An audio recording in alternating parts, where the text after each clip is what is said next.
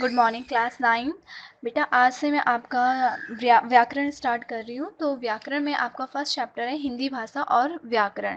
देखिए क्लास 6 से लेकर 8 तक जो हिंदी ग्रामर होती है उसमें फर्स्ट चैप्टर यही होता है, हिंदी भाषा और व्याकरण। तो भाषा क्या होती है इसके बारे में आप जानते हैं और व्याकरण के बारे में भी आप जानते हैं, लेकिन फिर भी मैं आपको एक बता देती हूँ हिंदी भाषा और व्याकरण क्या है। मनुष्य जो है एक विचारशील प्राणी है। अपनी वैचारिक विशेषता के कारण वह प्रकृति के सभी जीवों में सर्वश्रेष्ठ माना जाता है। मानव जाति का सदस्य होने के नाते हमारी एक सामाजिक संरचना भी है। हम जिस समाज के अंग हैं उसके अन्य सदस्यों से परस्पर विचार विनिमय और संप्रेषण की आवश्यकता हमें पड़ती है और मनुष्य के मन के भावों और विचारों को एक दूसरे तक पहुंचाने की आवश्यकता ने जिसे माध्यम को जन्म दिया है वह क्या है? भाषा है। ठीक है, तो सिंपल उसमें हम कहते हैं कि विचारों और भावों को आदान प्रदान का माध्यम कौन है? भाषा है। और भाषा के माध्यम से ही हम एक दूसरे से क्या करते हैं? परस्पर जुड़ते हैं। अब आती है बात भाषा के रूप। तो भाषा के दो रूप होते हैं, एक होता है आपका लिखित भाषा और दूसरा होता है आपका मौखिक भाषा, जिसे हम दूसरी लैंग्वेज में कहते हैं। एक होता है उच्चारित भाषा और दूसरा होता है आपका लिखित भाषा। तो सबसे पहले पढ़ते हैं उच्चारित भाषा। भाषा के उच्चारित रूप को मौखिक भी कहा जाता है। उच्चारित भाषा भाषा अर्थात मौखिक संप्रेषण में हम बोलते समय भाषा के साथ साथ हाव भाव आदि का भी प्रयोग करते हैं। उच्चारित भाषा की आधारभूत इकाई ध्वनि है। उच्चारित भाषा का इतिहास लगभग मानव सभ्यता के इतिहास जितना ही पुराना है। दूसरा आता है लिखित भाषा। लिखित भाषा भाषा का स्थायी रूप है, किंतु लिखित भाषा भाषा का रूप का इतिहास उतना पुराना नहीं है। अपने भावों तथा विचारों की अभिव्यक्ति को, अपने भाषिक व्यवहार को स्थायित्व प्रदान करने की आवश्यकता ने लिखित भाषा को जन्म दिया। ऐसा अनुमान है कि प्रत्येक भाषा में उसकी ध्वनियों के उच्चारित रूप के अंकन हेतु जिन संकेत चिन्हों की रचना हुई है उन्हें वर्ण कहते हैं। ठीक है, तो इस प्रकार से उच्चारित भाषा की मूल इकाई जहाँ ध्वनि है, वहीं लिखित भाषा की आधारभूत इकाई क्या है? वर्ण है। तो ये है आपका भाषा की परिभाषा और भाषा के रूप। अब आता है भाषा और लिपि क्या है? भाषा और लिपि। तो आप जानते हैं कि भाषा का प्रारंभिक रूप उच्चारित या मौखिक था। मानव सभ्यता के फैलाव के साथ साथ लोगों के बीच होने वाले भाषिक संप्रेषण की असुविधा बढ़ती गई। अतः विचार विनिमय और पारस्परिक संबंधों को सहज बनाने के लिए भाषा के उच्चारित ध्वनि संकेतों को लिखित संकेतों में बदलने की आवश्यकता पड़ी, जिसके फलस्वरूप लिपि का जन्म हुआ। तो आप जानते हैं लिपि क्या है? भाषा के लिखने का ढंग, जिसे हम भाषा के लिखने के ढंग को हम क्या कहते हैं? लिपि कहते हैं। या जो ध्वनि होती है, तो ध्वनि के कुछ चिन्ह होते हैं और उनको लिखित रूप में लिखा जाता है, तो उसे हम क्या कहते हैं? लिपि कहते हैं। भाषाओं की भांति लिपि भी अनेक प्रकार की होती है। भाषाओं की भांति लिपियां भी अनेक प्रकार की होती हैं। भाषा और लिपि के बीच के संबंध को हम इस प्रकार भी समझ सकते हैं कि भाषा आत्मा है तो लिपि उसका शरीर है। ठीक है, भाषा आत्मा है तो लिपि उसका शरीर है। वैसे तो प्रत्येक भाषा के लिए निर्धारित लिपि है, परंतु किसी भी भाषा को किसी भी लिपि में लिखा जा सकता है। किसी भी भाषा को किसी भी लिपि में लिखा जा सकता है और हर भाषा की अपनी क्या होती है? एक लिपि होती है। तो हिंदी जो हिंदी है, हिंदी भाषा है और हमारी राष्ट्रीय भाषा क्या है? हिंदी है, जिसे 14 सितंबर 1949 को भारतीय संविधान द्वारा क्या किया गया? राष्ट्रभाषा के रूप में स्वीकार किया गया। तो हिंदी हिंदी जो है वो देवनागरिक लिपि में लिखी गई है। उसी तरीके से अंग्रेजी जो है रोमन में है, आपकी जर्मन भी रोमन में है, सिंधी फारसी में है, पंजाबी गुरुमुखी में है और रूसी में लिखी गई है और संस्कृत भी आपकी देवनागरी लिपि में लिखी गई है और फ्रेंच रोमन में है, अरबी लिपि है, उर्दू की फारसी है और मराठी नेपाली इनकी भी लिपि क्या है? देवनागरी है। तो हम सबसे पहले ये जान लेते हैं कि जो हिंदी की देवनागरी लिपि है इसका इतिहास क्या है। भारत में लेखन कार्य प्राचीन काल से ही होता रहा है। ठीक है, जैन और बौद्ध धर्म के ग्रंथों एवं विदेशी यात्रियों के वर्णों से पता चलता है कि भारत में अनेक लिपियां प्रचलित थी। लेकिन उनके अस्तित्व के बारे में कोई भी पूरा प्रमाण नहीं मिलता। कुछ मुख्य लिपियों के संबंध में आधिकारिक प्रमाण मिलते हैं, जैसे वो कौन सी लिपियां हैं? सैंधव लिपि है, खरोष्टी लिपि है और ब्रह्मी लिपि है। तो हम हिंदी की देवनागरी लिपि के बारे में बात कर रहे हैं। तो देवनागरी लिपि का इतिहास क्या है? कुछ लिपियों को छोड़कर भारत की आधुनिक लिपियों का विकास ब्राह्मी लिपि से ही माना जाता है। मतलब जो क्या है, भारत की आधुनिक लिपियां हैं उनका विकास किससे माना जाता है? ब्राह्मी लिपि से ही माना जाता है। इसी ब्राह्मी लिपि से नागरी लिपि का भी विकास हुआ। नागरी लिपि मतलब देवनागरी लिपि का भी विकास किससे हुआ? आपका ब्राह्मी लिपि से हुआ। और 12वीं सदी के आसपास प्राचीन नागरी लिपि से आधुनिक देवनागरी लिपि विकसित हुई। नागरिक या देवनागरी के नामकरण के संबंध में अनेक प्रकार के अनुमान लगाए जाते हैं। कहा जाता है कि गुजरात के नागर ब्राह्मणों द्वारा प्रयुक्त होने के कारण इसका नाम क्या रखा गया? नागरी पड़ा। नगरों में प्रयुक्त होने के कारण भी इस लिपि को नागरिक कहा गया है। इसी तरह देवनगरों में प्रयुक्त होने के कारण अथवा देवनगरी काशी में इसके प्रयोग के कारण इसे देवनागरी कहा गया है। यहाँ यह स्पष्ट करना चाहिए कि इन नामकरणों के पीछे कोई तार्किक आधार नहीं है। तो ये था आपका देवनागरी लिपि का इतिहास। तो हिंदी की जो देवनागरी लिपि है उसका विकास किससे हुआ है? आपका ब्राह्मी लिपि से हुआ है। देवनागरी विश्व की श्रेष्ठ लिपियों में से एक है। यह एक वैज्ञानिक लिपि है। इसी लिपि में हिंदी लिखी जाती है। देवनागरी एक ध्वन्यात्मक लिपि है जिसमें अक्षरात्मक और वर्णात्मक लिपियों की विशेषताएं देखने को मिलती हैं। इस लिपि के कुछ गुण हैं और कुछ विशेषताएं हैं। देवनागरी लिपि एक व्यवस्थित ढंग से निर्मित लिपि है। इसकी ध्वनियों का क्रम वैज्ञानिक है। इस लिपि में छपाई एवं लिखाई के लिए एक ही रूप है। स्वरों में ह्रस्व दीर्घ का भेद है तथा स्वरों की मात्राएं निश्चित हैं। इस लिपि में प्रत्येक ध्वनि के लिए अलग अलग लिपि चिन्ह हैं। एक ध्वनि के लिए एक ही लिपि चिन्ह है।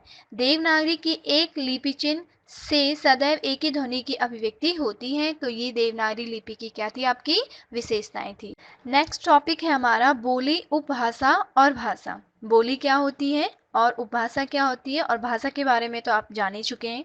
तो बोली किसी भाषा उपभाषा का छोटे क्षेत्र में बोले जाने वाला स्थानीय रूप है। मतलब क्षेत्रीय रूप को हम क्या कहते हैं? भाषा के क्षेत्रीय रूप को हम क्या कहते हैं? बोली कहते हैं, राइट। बोली में व्यवस्थित साहित्य रचना नहीं होती है। बोली में व्यवस्थित साहित्य रचना नहीं होती है, परंतु लोक साहित्य मिल जाता है। एक भाषा अथवा उपभाषा क्षेत्र में अनेक बोलियों का प्रचलन होता है। तो ये आपकी बोली थी। उपभाषा कुछ बोलियों का समुच्चय होती है। कुछ बोलियों का समुच्चय होती है और इसका व्यवहार क्षेत्र बोली की अपेक्षा बड़ा होता है। इसका जो व्यवहार क्षेत्र होता है वो बोली की अपेक्षा क्या होता है? बड़ा होता है। उपभाषा में साहित्य रचना की परंपरा मिलती है। जो उपभाषा होती है इसमें हमारे साहित्य की रचना होती है। जबकि भाषा एक विशाल क्षेत्र में परस्पर व्यवहार में लाने वाला संप्रेषण, बोलचाल और लेखन का एक ऐसा रूप है जो साहित्य, संचार और शिक्षा के माध्यम के रूप में प्रयोग होता है। भाषा का रूप अधिक क्या है? स्थिर है। अब हमारा नेक्स्ट टॉपिक है हिंदी की बोलियां। हिंदी की अनेक बोलियां अलग अलग क्षेत्रों में प्रयोग में लाई जाती हैं। तो सबसे पहले हमारी जो हिंदी की बोली है वो है आपकी खड़ी बोली। यह बोली ही वर्तमान साहित्यिक भाषाओं हिंदी, उर्दू और हिंदुस्तानी का मूलधार है। जब खड़ी बोली में संस्कृत तत्व की प्रधानता रहती है तब वह खड़ी बोली या हिंदी कही जाती है। यही हिंदी आज राजभाषा है और इसी में आधुनिक साहित्य का निर्माण हो रहा है। यही खड़ी बोली जब अरबी फारसी के अत्यधिक तत्सम और अर्ध तत्सम शब्दों से युक्त हो जाती है तथा फारसी लिपि में लिखी जाकर विदेशी वातावरण में रंग जाती है तो उसे क्या कहते हैं? उर्दू कहते हैं। उर्दू का अर्थ है बाजार। प्रारंभ में उर्दू भाषा बाजारू भाषा ही थी। दिल्ली के दिल्ली के महलों से बाहर शाही फौजी बाजारों से उर्दू का प्रयोग होता था। विदेशी शासन के कारण अरबी फारसी के शब्दों का प्रचार हो गया था। इन विदेशियों से बातचीत करने के लिए विदेशी बोली में जब अरबी फारसी के शब्दों का प्रयोग होने लगा तो उर्दू भाषा का जन्म हुआ। ऐतिहासिक दृष्टि से देखने से पता चलता है कि दक्षिण हैदराबाद के मुसलमानी दरबार में उर्दू का साहित्य में प्रयोग शुरू हुआ था। भाषा विज्ञान की दृष्टि से उर्दू और हिंदी खड़ी बोली के साहित्यिक रूप मात्र हैं। खड़ी बोली का एक और रूप है हिंदुस्तानी। आज की साहित्यिक हिंदी या उर्दू भाषा का परिमार्जित बोलचाल का रूप हिंदुस्तानी है। देसी विदेशी भाषा के प्रचलित शब्द हिंदुस्तानी में प्रयोग होते हैं। व्यवहार में हिंदुस्तानी का झुकाव उर्दू की ओर अधिक रहता है। हिंदुस्तानी का अपना कोई साहित्य नहीं है। वह देवनागरी और फारसी दोनों लिपियों में लिखी जाती है। खड़ी बोली रामपुर रियासत, मुरादाबाद, बिजनौर, मेरठ, मुजफ्फरनगर, सहारनपुर, देहरादून, अंबाला, कलसैया तथा पटियाला रियासतों के पूर्वी भागों में बोली जाती है। जो आपकी खड़ी बोली है वो मूलतः कहाँ बोली जाती है? मुरादाबाद में हो गया, रामपुर हो गया, बिजनौर हो गया, मेरठ हो गया, इन सारी जगहों में ये बोली जाती है। दिल्ली के आसपास की खड़ी बोली का प्राचीनतम रूप अमीर खुसरो की रचनाओं में देखने को मिलता है। सेकंड है ब्रज भाषा। यह भाषा ब्रज मंडल में बोली जाती है। ब्रज भाषा का शुद्ध रूप मथुरा, आगरा, अलीगढ़ और धौलपुर में देखने को मिलता है।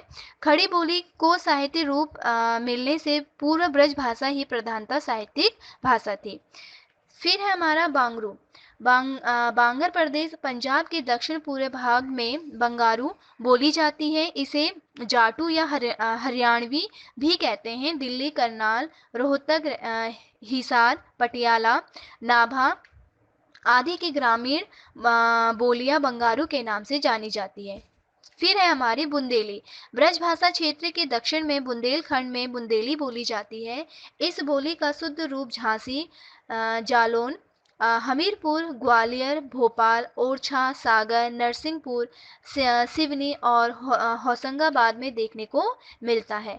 मिले जुले रूप में यह पन्ना, चरखारी, बालाघाट के भागों में भी प्रचलित है। अब आता है हमारा कन्नौजी। यह बोली अवधी और ब्रज भाषा के बीच के क्षेत्र में बोली जाती है। कन्नौजी ब्रज भाषा से बहुत साम्य रखती है और हरदोई, शाहजहांपुर, पीलीभीत, इटावा और कानपुर के आसपास तक इसका प्रसार मिलता है।